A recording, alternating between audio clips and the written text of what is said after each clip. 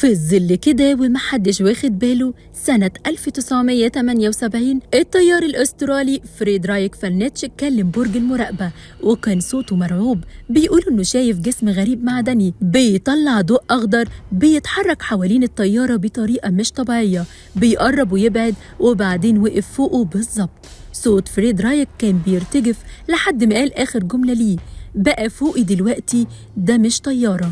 بعدها صمت تام، 17 ثانية بس من أصوات معدنية غريبة زي تشويش، وبعدين ولا صوت. عمليات البحث ملقتش لا الطيارة ولا الطيار، اختفوا تماما في مضيق اسمه باس.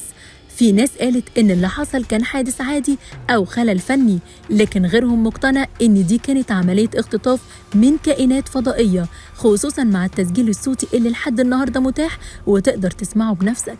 قصة فريدرايك فالنيتش لسه لغز، وكلماته الأخيرة لسه بتتردد بين السماء والبحر.